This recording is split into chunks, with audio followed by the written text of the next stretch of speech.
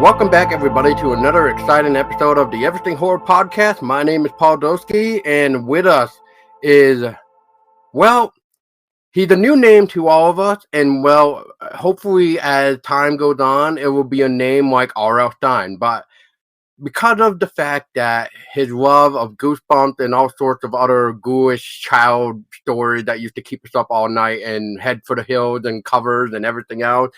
Anyway, let's introduce you to R.H. Grimley. Welcome to the show. You. Yeah, thank you so much. Glad to join you. Hey, no problem. So, you know, as everybody who comes on here, can you give us a brief description of who you are? Sure. Let's see. So my name's Rob Grimley. I am a big fan of horror, but when I say horror, I mean like fourth grade horror. I love like Gremlins and that kind of thing. I think it's super fun. I love to get spooked out. And yeah, just when I was young, I wasn't it was really hard to get me to read. I didn't like doing it at all. And then a little series called Goosebumps came out back in the 90s. And that, I saw the covers. I was like, oh my gosh, that looks so cool. And from that point on, I was kind of hooked on reading. And that led me to all sorts of other, bigger books after that. But it kind of all stems from Goosebumps. And, a couple of years ago, I've been wanting to write a book for a while. And I just got this bug to write some kids' books. And I thought that'd be super fun to do. Pitched the idea to a publisher. He got on board with it, and we just went with that and started the FRIGHTLAND series, which is kind of a homage to Goosebumps, but definitely its own thing. And just a lot of fun. Just a lot of fun to do. No, I agree. Just to put it on the record that we were talking before this was recorded, you were mentioning Kickstarter. So you guys put it on Kickstarter, and at the time it was to fund the first 4 books, which you succeeded, and then it looks like you went over to Indiegogo to fund a little bit more with something, I forget what, but I don't have the page up right now. But anyway, I mean, you have some very interesting cover artists and illustration artists that help even put in that. And normally with a child book, unless you're reading scary stories to tell in the dark, you get these nice, creepy illustrations that want to make the reader or the kids stay up late. So, with that, I guess to start this off is with the illustrations. Was that always a key point you wanted to add to your stories, or would that kind of added in after you have already written? That was part of the Kickstarter when brainstorming with the publisher, trying to figure out different add-ons and stuff we could do.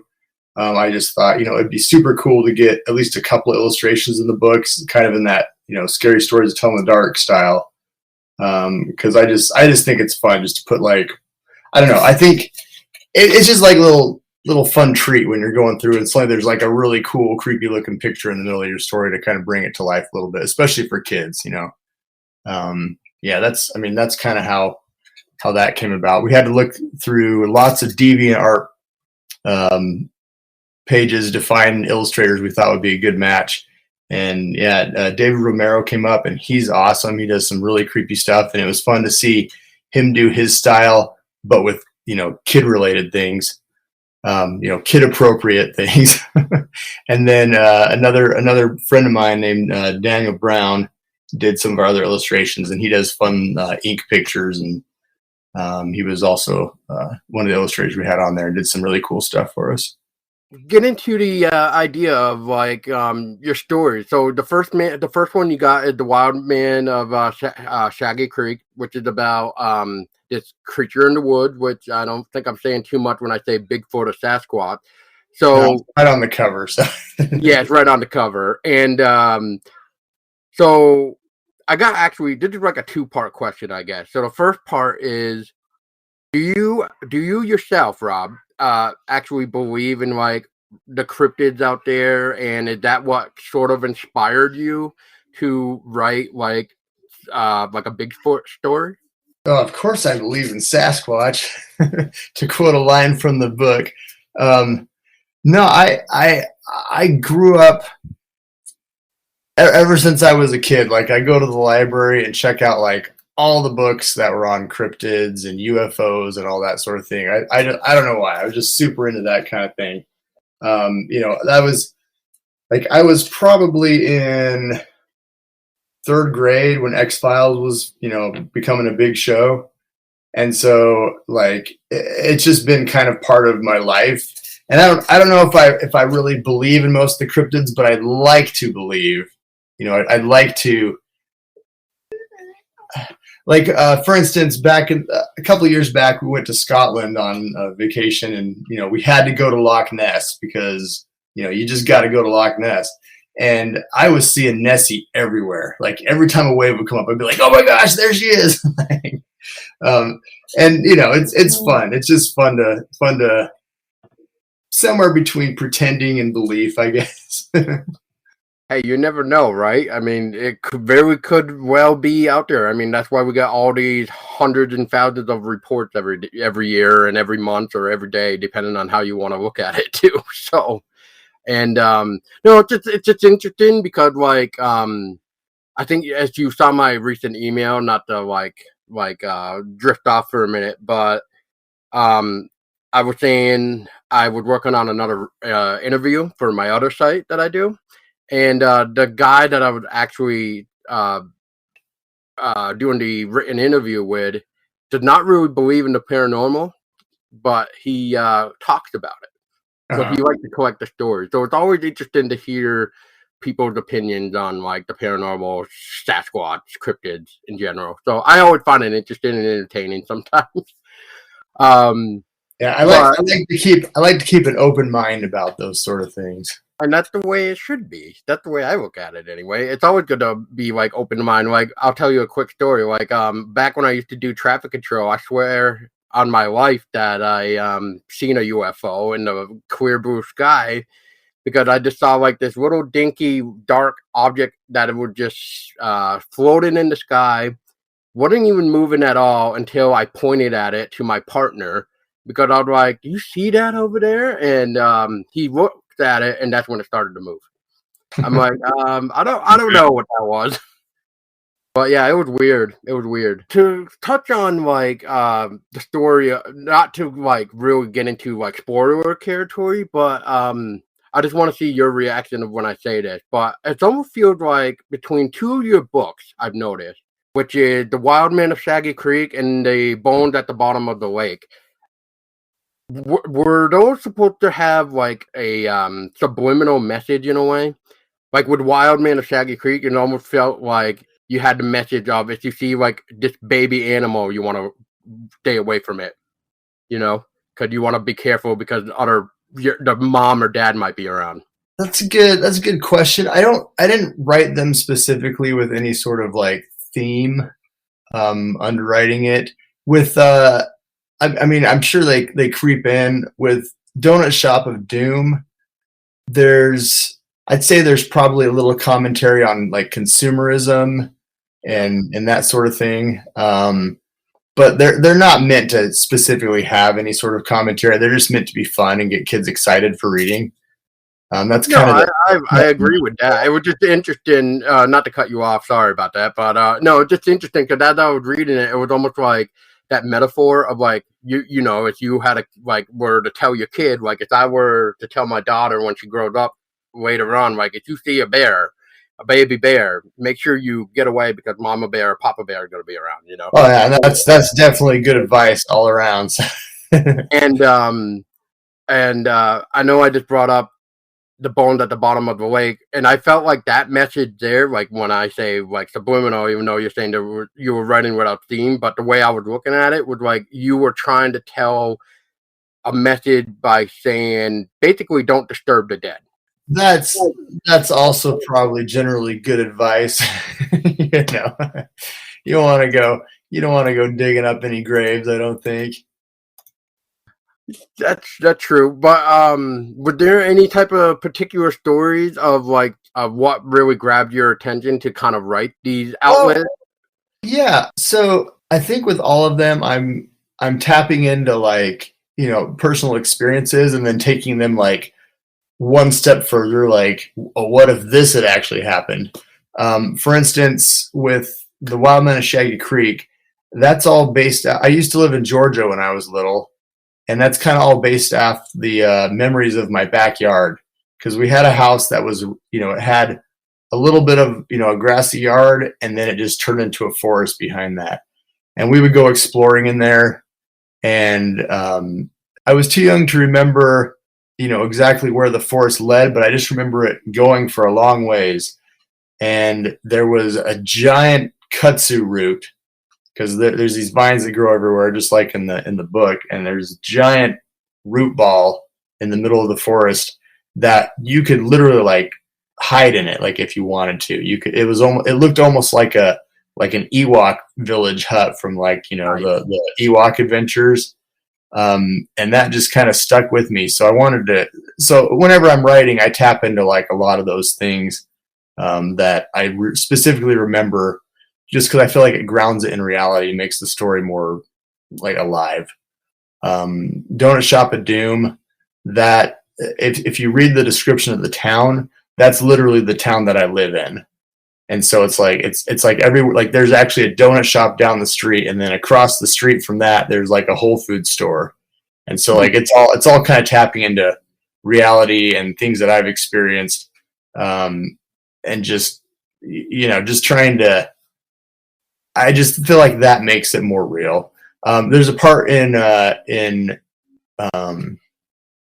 Bones at the Bottom of the Lake where the kids fall. One of the kids falls through the pier and into the water, and then there's another part where he pushes his sister into the water and she like dives down. When I was a little kid, we were playing out on a lake in Georgia, and there was a dock or pier that ran out into the lake, and there was a couple of boards missing that we were jumping over, and I fell in, and I was too young to swim at that point, and somebody reached in and grabbed me and pulled me out. And I just remember specifically like the water, like, covering my face, seeing nothing but like brown with like this weird, glow above me. And I actually remember like a turtle or a frog or something swimming past me, and then somebody grabbed me and pulled me out. So like, just tapping into things like that makes it more visceral and real and just fun, I think. No, that's awesome. I actually like it when authors actually have something more experience of personal experience is what I meant to say, of bringing it into the book. Because yeah, I agree. I was wondering like if any of these were kind of based off of personal experiences. Like I have a creepy story too about like when I was little, and I still can't figure out what was going on that night. So as you're talking to personal experiences, I just looked at why I don't sleep on feather bed, and I'm thinking to myself, please tell me you didn't like sleep on a feather bed and then all of a sudden had like lumps or something that you had as a kid or something. No, that one's made up. There's a lot of like, spending the night at grandma's house that is probably in that story, but never slept on an actual feather bed. So yeah, obviously there's a lot of imagination that just goes into it just to be, because that would be creepy. No, I thought that was really interesting, especially since you brought up not only does it like a spend the night at the grandma's house, but you also put it on a farm. Mm-hmm. So I always find it that when you come to horror stories, farms are really creepy. So much can go on at once. It's because they're isolated. They're in the middle of nowhere, and they got a big cornfield or wheat field, depending on what they're trying to grow, or both. Yeah. That's one of the keys to any spooky story, is making sure you can get your main character isolated. Narration of why I don't sleep on the feather bed, was that like inspired in a way by Alien? No, actually, that one. I mean, I'm sure there's some elements in there. It's probably my version of Gremlins. Oh, yep. I didn't even think of that one. Directly inspired by H.P. Lovecraft's Color Out of Space. Yes. The book. I read that story and I was like, it was like, I love it. It's so good how it's so creepy without actually even telling you anything. Like, you don't really know what's going on, but it's so creepy. And I love that the way that he's able to like a lot of horror relies on, you know, really visceral, you know, blood and guts and gore, which is its own thing. But H.P. Lovecraft goes the exact opposite and like doesn't describe it. He says there's something horrible in the room, and then he leaves it at that. And you're just like, what? Oh my gosh! Like, what is it? And it was really cool. So I literally took that story, you know, written back in the 30s, and interpreted it for like a modern audience through the eyes of kids, and then added some monsters into it and stuff to make it more fun. Hey, that worked for me. Yeah, and that's one of the reasons why I love H.P. Lovecraft. I feel like his craftsmanship too was just spot on, just as like Alfred Hitchcock was with his films and stuff like that. Like it was B-rated cheesy, but in a good way. You know, you got the blood splatter on the wall type of thing, like, and stuff like that. And it's just like, and then you see the blood, like somebody took a bucket and chucked the blood on the wall. You know, kind of like the good cheesy stuff. And then, but with H.P. Lovecraft, I almost feel like he did that, and same with like your stories is the imagination. You know, they always say let your imagination run wild. So I'm assuming that kind of came into your play of writing as well. Well, yeah, I mean, and that's just kind of inherent with books versus like a movie, is that it's all in your imagination. And so if you can describe something in a way that leaves it open to interpretation, it makes it, you know, it can be whatever it is that scares you is what you imagine. And so I think it's more fun that way. Mm-hmm. Out of the 4 books that we have right now, Rob, is which one would like the most favorite of yours to write? Oh man, that's a hard question. It's like picking your favorite child. So Donut Shop of Doom, I loved writing the ending on that one because the ending is so just completely out there and crazy. Very Lovecraftian influence there. Okay. But like it's just zany and kind of fun. Yeah, I don't know. They were all different. Like I tried to make sure that the tone of each one was really different, so that they were all their own experience. I didn't want them to kind of run together. I wanted them to be like, you know, what's this thing out, like a little tiny backyard horror? What's this thing out in the woods behind my house? And then like, you know, Donut Shop is like, you know, crazy intergalactic, interdimensional monster craziness stuff, right? Okay, so as you just said that, I just thought of two things. One is I loved what you did with the Wild Man of Shaggy Creek near the end, I believe, which I'll just say the kid got a specific text and said, hey, the Waffle House shut down and now there's a donut shop. Yeah, that was kind of the goal, is that there's going to be 12 books total within the series, and they're all connected. It's an anthology series for sure, but they're all connected. They all exist in the same universe, and they have little connections and Easter eggs throughout them. And that's one of the big ones in the 4 books that are out now is the connection between the main character in Wild Man and the main character in Donut Shop of Doom. But hopefully the goal is that by the end of it, when we get to the last book, after that, there's a 13th book I have planned, which is going to be like a little bit larger scale, and that's going to have it's going to integrate a bunch of the characters across the series, put them all together in kind of one big final showdown. Ooh, can't wait! And 13 is the good number. Yep, that's the good one to end on. So the other question that I was thinking of, as you just said that, which obviously you said it too, is Donut Shop of Doom has this Lovecraftian feel, which I definitely saw as soon as you read what the name of the owner is, which is Howard. Howard Lovecraft? Yeah, Howard Lovett. Howard Lovett. Love it.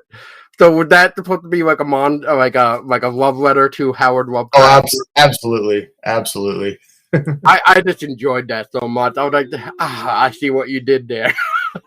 But no, I felt like out of the 4 books, because I have them all obviously and read them all before doing this, so my brain is like trying to stuff all that information. But anyway, out of the 4 books that I read, my top favorite has to be The Bones at the Bottom of the Lake, just because of it being the ghost story. You Yeah, know, it's definitely the spookiest, I would say, of them. Like it's the one that would actually, like really creep kids out. oh yeah, yeah, and that's why I say don't disturb the dead. So, 'cause, yeah, it's just always fun. So you just said it's gonna be like a 12-book series, which is almost like a season 1 of a TV show. If you're lucky to even get 12 episodes anymore, because normally it's like 6 episodes, and then let's just see what happens, right? And, and then the fact that we're gonna be possibly getting like a bonus one, which is really nice, and I didn't even know that. Speaking of which, I just want to throw this question out there because I'm curious. Is so in the books, and unfortunately for listeners, you're not going to be able to see what I'm about to do, but I don't even know if you're going to see it.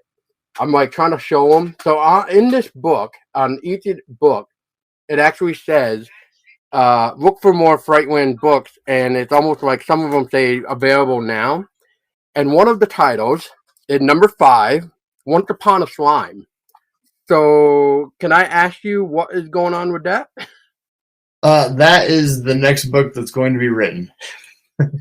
Oh, yeah, it exists. It exists right now in outline form, as well as the first chapter, which I mean, obviously, because that's included as the little teaser there.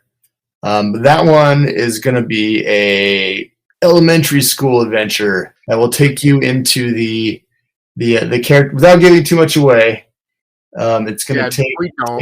It's going to take the characters into a spooky, dark place that everybody who ever goes to school always talks about, the tunnels or the basement or whatever it is that there's that room that's like really creepy that you don't go down there because that's where the janitor's at and whatever. And it's going to take the kids into that realm. So it should be kind of fun. It definitely sounds it. I was just curious though, because like almost every book, even in the back, Rob, just like I said, I don't know if you're gonna see it, but even right here where the form is, where I like this. It's like the old school style books for people listening. Basically, like if you know Goosebumps, we're back in the book where you actually had like an order form where you can actually just like tear the page out or cut it out and stuff and fill it out to go purchase a book. It actually has that same feel of like the old nice kid books, which you don't really see much anymore. So I applaud that one, Rob. Which I don't know if that was your publisher. I just had a feeling. Anyway, but yeah, it was just odd because I just saw that like it was just saying like you can basically order it. So I was just kind of curious because I kept searching for it. Blatant advertising to get people excited for the next one. Hey, whatever. To be fair, I actually haven't even read the bonus content of Once Upon a Slime, so I haven't even read that. Oh, you should. It's the first one that's in third person. The other 4 have been in first person, but this one needed to be in third person with the way that the creature works. So for those listening, Rob, can you tell us the difference between writing in third person versus first person? Yeah, so first person is like where you say, I walked into the room and turned on the lights. It's happening to you. Like it's like you're the main character.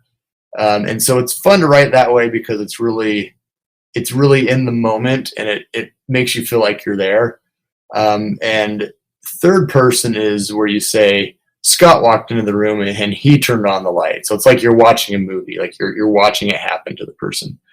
And third person is really useful. I think most books are probably written in third person, but third person is useful because then you can move around away from the main character. So you can, instead of having to stay with the main character in their head the entire time, you can just move into the next room and see the monster that's waiting there in the room. And so it's a good way to build suspense and gives you a little bit more maneuverability within the story so you can look at different people and that sort of thing. Oh yeah, I completely agree. And I'm trying to think of a good example right now, but I can't, like nothing's really popping to my head of like third person because it's one of those things where Well, I'm trying to think. Oh, I know. Stephen King, The Stand. That's in third person. Oh yeah, I think most does. I don't even know. Does Stephen King ever write in first person? I don't think he does. I think he does third person. I think maybe his short stories. I think there might be one of his That would, short stories. that would make sense. Yeah, I don't know. I'm pretty sure. Otherwise, I know everything is third person for sure. Yeah, But that's the most common way to write because it's fun because you can go bounce to any back part of and the forth. story. Yeah, Yeah. you can bounce back and forth between this person, that person, so that way it draws more of like what other characters are in the universe of that you're talking right now. Yeah. And don't get me wrong, I love those type of books too, but sometimes like it is really hard, depending on the writer. And I'm not saying you, but I'm just saying in general, is like you start reading the book and then you get that third person aspect and then it goes to this person and that person, then it tries to go back to the first person, and then you're like, wait, who am I supposed to be reading again? Oh yeah, that's definitely a challenge, especially with like epic fantasy and that type of thing. Oh You yeah. get like 50 different characters you're following, and it's really easy to get confused. But that's all. That's a cross between the writer just making sure that they're being really clear with who you're following, and then also paying attention as a reader. Yeah, that's why I like audiobooks. And speaking of audiobooks, you actually so far have one audiobook narrated by BJ. His last name is escaping me right now. Wimpy. And thank you. And he actually narrated The Wild Man of Shaggy Creek. I reached out to him.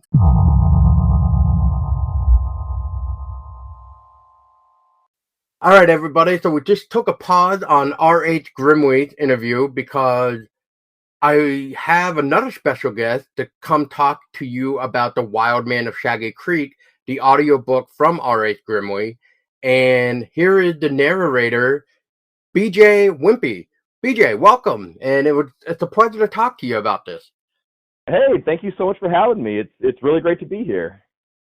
Well, I appreciate your time and your message, and I will have to apologize right now because I feel so bad with the way I messaged you on your Instagram. Because let's just be honest for a minute, right? When I was searching for you after I figured out like your name of the you being the narrator for The Wild Man of Shaggy Creek, as I was looking through your Instagram profile, I was like, is this really the guy? Because all I could find was Star Wars. I'm like, oh man, I'm like, and then I feel rude of the way I like message you, which is basically like, hey, are you the guy that did the were you the narrator for this audiobook? And I'm just like, oh man, I really hope I just did not sound like an idiot.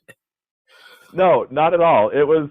I thought your message was very like professional. It's like, hi, like I was just curious if you're the narrator for this audiobook series, and like it was very fine. And I could see how you'd be confused because the majority of my Instagram and like my TikTok and everything is me dressed up like Emperor Palpatine from Star Wars and doing impressions and funny videos. So I totally get it. Yeah, so it was, and then like I know how RH and the publishing company don't have an Instagram, so it's like I couldn't see that they were following you. So it's like, oh Uh-huh. well, this doesn't help me either. So Well, luckily I have a pretty unique name, so yes, you it's do. normally pretty easy to find me. Oh man. But anyway, BJ is so give it the rundown. So how did you become the narrator for R.H. Grimley's The Wild Man of Shaggy Creek? So it's actually a very fun story for me. I love Kickstarter campaigns. Like love supporting young up and coming artists and authors and writers and all sorts of different things on Kickstarter.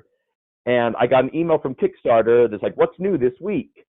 And one of them was this series called FRIGHTLAND. And I clicked on it. I'm like, oh, because I get talked about how it's like in the vein of Goosebumps and scary stories to tell in the dark, that I grew up reading. And I thought, oh, that could be an interesting project.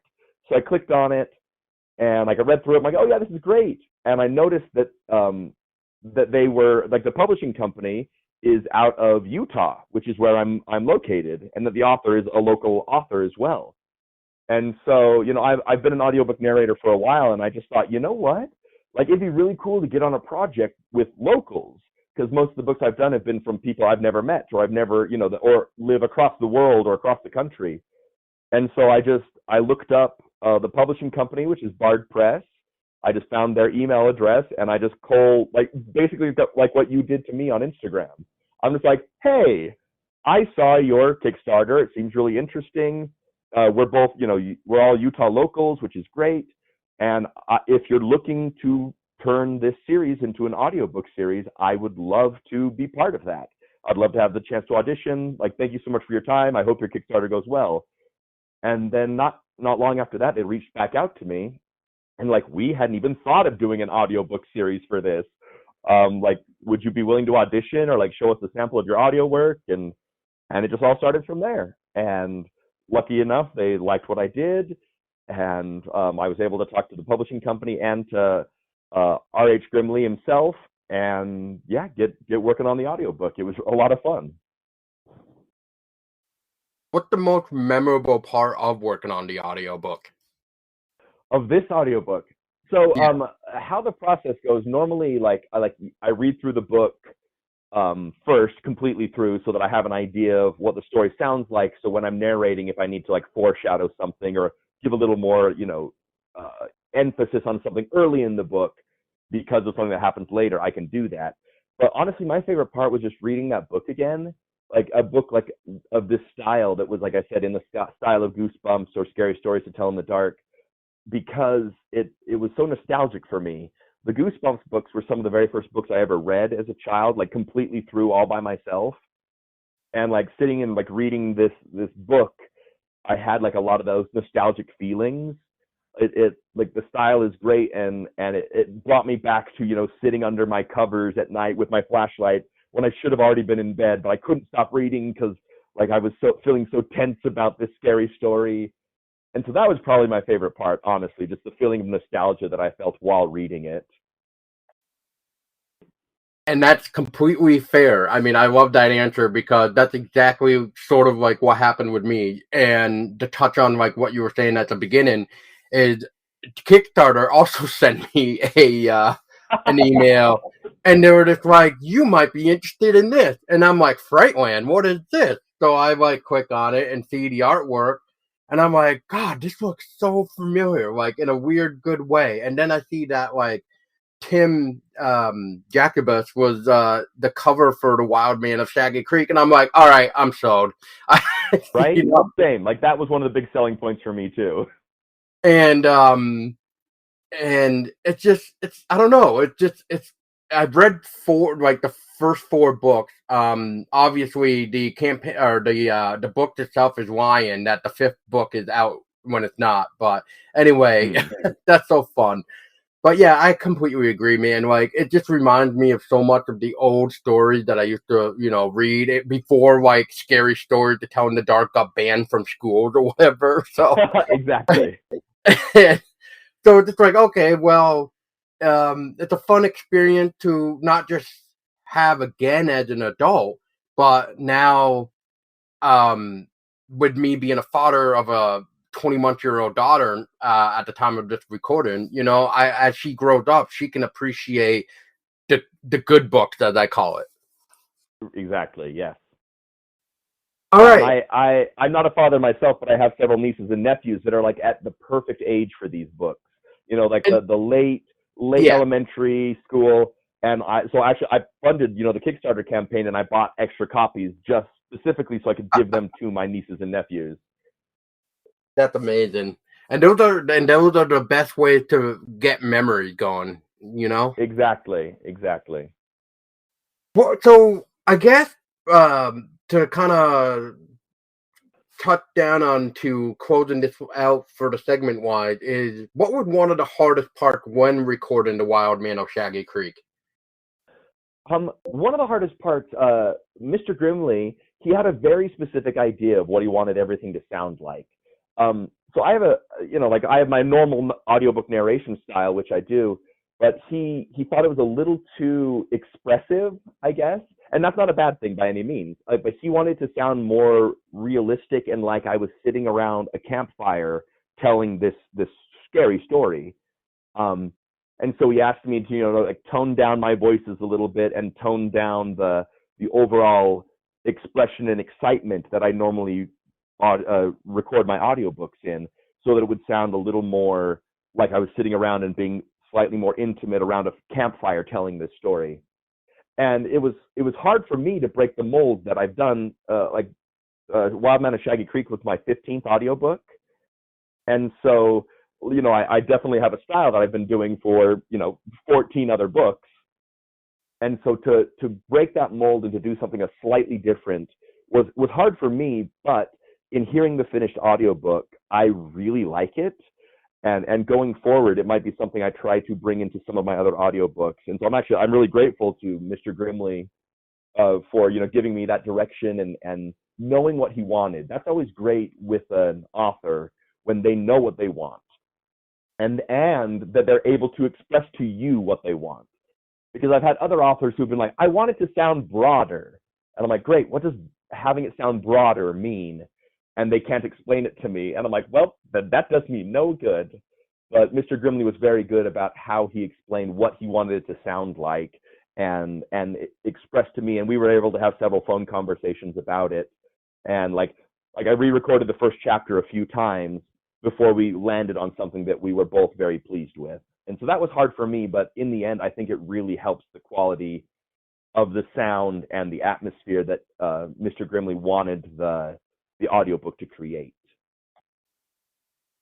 And that's fair enough. And I will say one thing that Mr. Grimley has mentioned in the, I think the next part of this is that he just loved the way of the sound that you gave the creature, I'm gonna say. So I applaud you for that. That was great when I was listening to the audiobook, because at the time when I was talking to RH for this episode, I haven't gotten around to the audiobook, and then I listened to it right before you and I talked, and I was just like, oh my god, this is what he's talking about. This is amazing.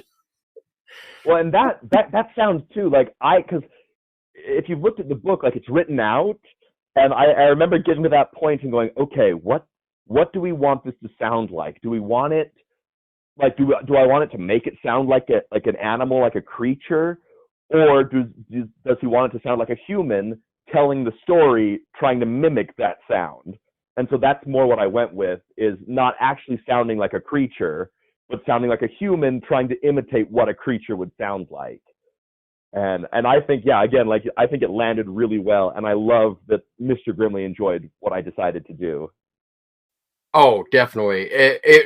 I felt like it actually fit it just because of what the idea of this is. So I think you hit it really well. Thank you very much. I appreciate that. No problem. Now, to just for the final question there, BJ, is did the publishing company ever talk to you about doing any of the other books of the first run? Yes, they have. In our initial discussion of doing FRIGHTLAND, The Wild Man of Shaggy Creek, we had discussed doing at least the first 4 books that were included in the Kickstarter. And I said, if they want to, I would love to continue on and do the other 3 books. I haven't read them yet. And we haven't signed any contracts or anything, no official agreement, but we have discussed it. It is in the works, and I personally really, really hope that I get to, because I had such a great time doing the first book, and I look forward to and really hope I get to do the other 3. And there you go, everybody. And BJ, it was a pleasure to talk to you, Bill, about the FRIGHTLAND narration book, and I can't wait. And hopefully you do get the role for the next 3 books, because I'd love to continue the series with, somebody I'm familiar with, and plus I have had the honor to talk to you. So I appreciate your few minutes of talking about the FRIGHTLAND experience. Thank you very much. And if you guys haven't, go ahead and go out there and either read or listen to FRIGHTLAND, The Wild Man of Shaggy Creek. I hope that you feel as nostalgic and happy and scared is what I was going to say, scared. I hope you go out and feel just as scared and excited as I was reading it for the first time. Yeah, and it's such a nice, good old-fashioned campfire story in a way. So agreed. So for everybody else listening, here's the continuation of R.H. Grimley's interview with myself.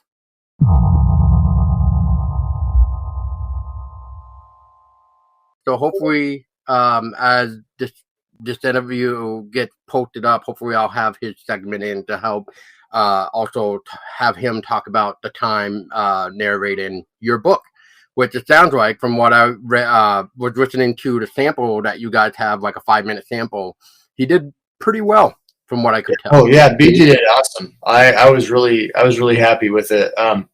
With kids' books narration, I listen to a lot. I have 4 kids, and we listen to a lot of books on our audiobooks. I was going to say books on tape, but that's how it used to be. It's not like that anymore. So lots of making a comeback though. Tapes are making a comeback. I hope so. No, they are. They are. So so we listen to a lot of audiobooks, and some of the narrators are amazing, and some of them are really obnoxious. Like they like just make it super cheesy and it's hard to listen to. So BJ was really good. He was just kind of straightforward. He did voices, but they weren't too crazy. Like I really enjoyed his narration of it.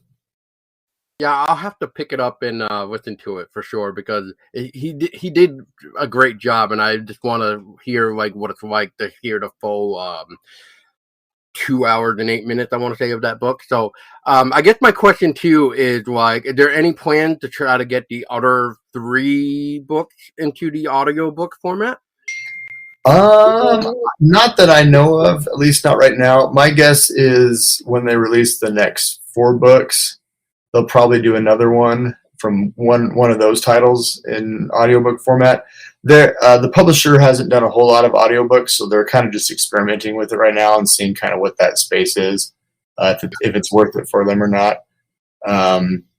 But I would hope so. I mean, I enjoy listening to them. I think it's fun to hear somebody else bring it to life, because, like, even for me as the writer, I've got a certain narrator in my head, and then you hear somebody else and their interpretation. It's really fun. Like when BJ does the wild man's call that you hear in the woods at night. Oh, geez. The way he does it is totally different than the way I imagined it. So I was like, whoa, that's kind of different and creepy. So it's fun. Oh man, I wish that was in the sample now. Now that you say that, I'm kind of curious about how he sounds. No, that's just interesting, because as an experimental taste, I really hope that the audiobooks do good, so you can actually bring maybe all 13 books into the audiobook franchise of making it more alive. Yeah, it was definitely fun. Definitely fun to listen to it. So hopefully we'll see what happens. Would you narrate? Would you narrate your own books? Oh, heck no. No. No, heavens no. I can't stand to listen to my own voice. So it was fun. I got to a couple weeks ago, I guess 2 weeks ago, I got to go read to elementary school. They had the 3rd, 4th, and 5th graders come in, and we got to listen. I got to share with them the couple chapters from the books, and it was super fun. But that's different than actually recording the whole thing and then having to listen to myself. Hey, it works. I mean, that's always fun too. The response of the kid must be like really exciting to see their reactions and stuff. Yeah, it's always fun to you have a whole group of kids come in, and there's some that are like super into reading, and there's some that are like, I hate reading, and and there's some that are like, I'm too cool for this. This is gonna be dumb. And then about the time you get to the 2nd chapter, they're all just like sitting there with their mouths open, listening, like.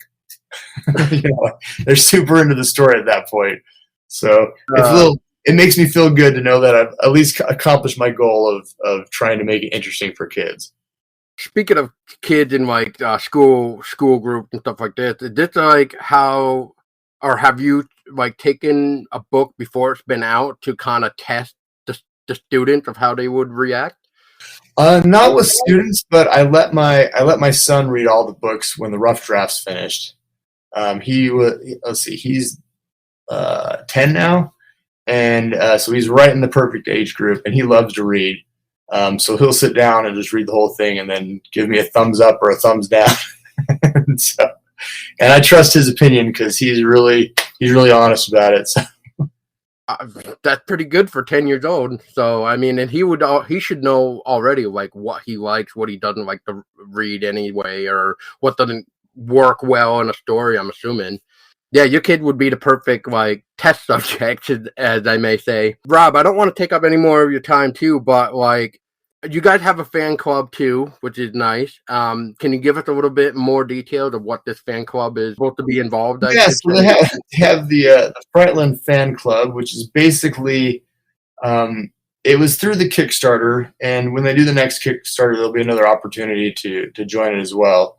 But basically, it's you get a little bit of swag, and you get a bi-monthly. I don't want to say newsletter because that sounds boring, but you get a little mini magazine, digital magazine that has interviews and activities and some short stories that I wrote and things like that. Just like little extra RH Grimley throughout the year, some little creepy stuff for to keep you held over till we get the next books out. So. Well, that's awesome. That's awesome. And I guess my second to final question is like, so is there any chance that you can give us any more tasty teasers of other book titles coming out, or have you not even gotten that far? Oh, we have all the titles. Let's see. I'm not sure which order they're going to be released in, but obviously we'll have Once Upon a Slime, and then I think this subject to change. I think one of the next ones will be The Owls in the Woods, which is a UFO one, and then Ice Cream You Scream, which is about which is about a mysterious ice cream truck driver who drives around the neighborhood, which, spoiler alert, may or may not be the return of one of our past monsters. Okay. So, Rob, thank you again for your time, and I appreciate it.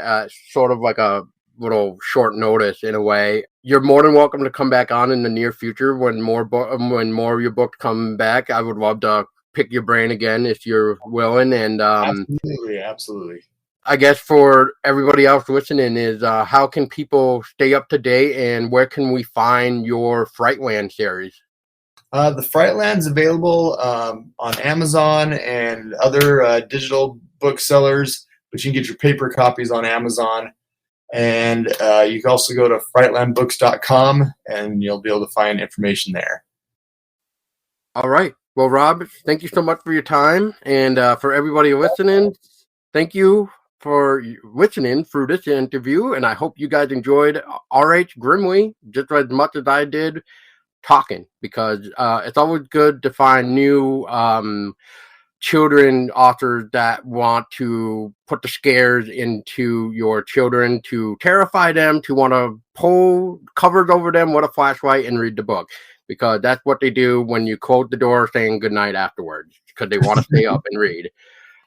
All right, Rob, thank you again. And for everybody else, stay scary, everybody.